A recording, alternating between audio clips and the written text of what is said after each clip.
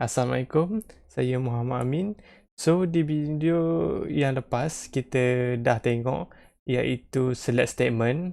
Jadi, di video kali ni kita akan tengok cara untuk kita guna insert into statement dan juga update statement. So kita mula dengan insert into statement. Jadi untuk kita insert data ke dalam database kita akan pakai iaitu insert into. Jadi dekat sini kita akan gunakan table cities. So kita pergi ke SQL, kita buang semua ni.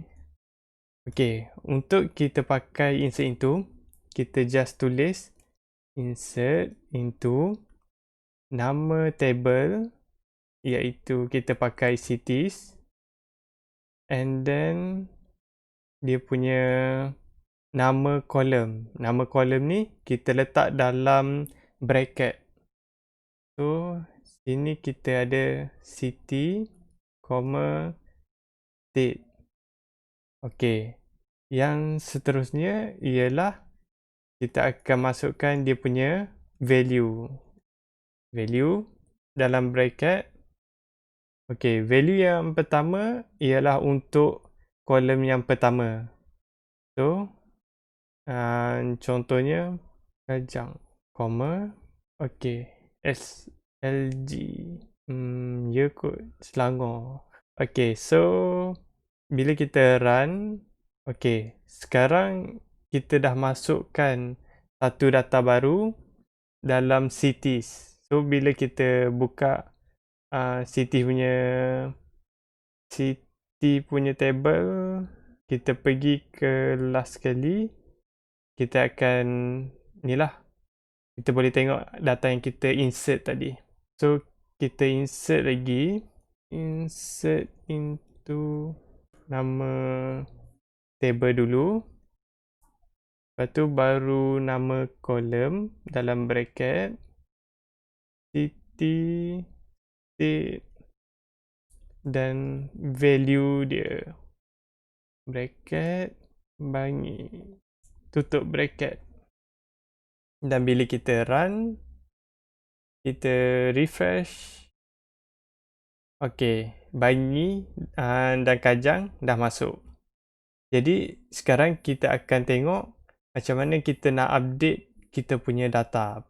Sekarang kita akan tengok macam mana kita nak update data. So yang state SLG ni, kod Selangor sebenarnya SGR. So kita akan update SLG kepada SGR. Jadi untuk kita update data, kita akan guna update nama table, iaitu kita pakai city, jangan lupa simbol apostrofi ni, dan set.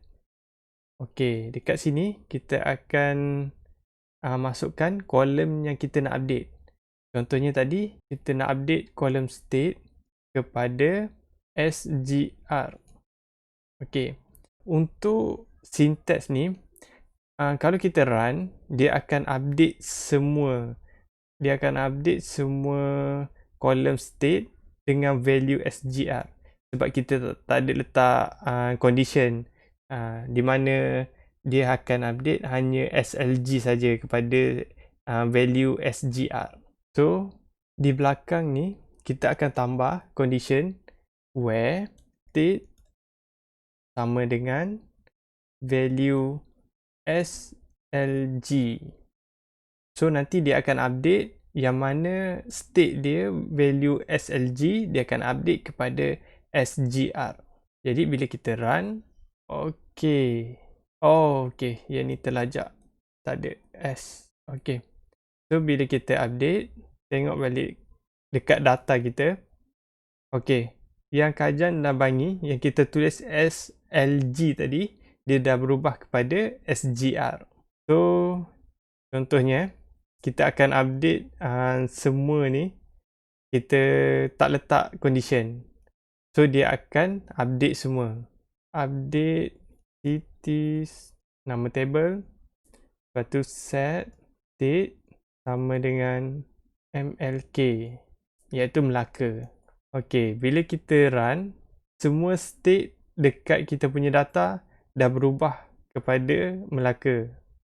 Jadi, dekat sini, bila korang buat function update ataupun nak run update punya syntax, berhati-hati. Kena tengok ada letak tak dia punya condition. Kalau tersilap update, nanti dia terreplace semua data. Jadi, kalau tak ada backup, bahayalah. Kalau macam ada backup data, kita boleh replace balik. So, itu saja di video kali ini. Terima kasih kerana menonton. Assalamualaikum.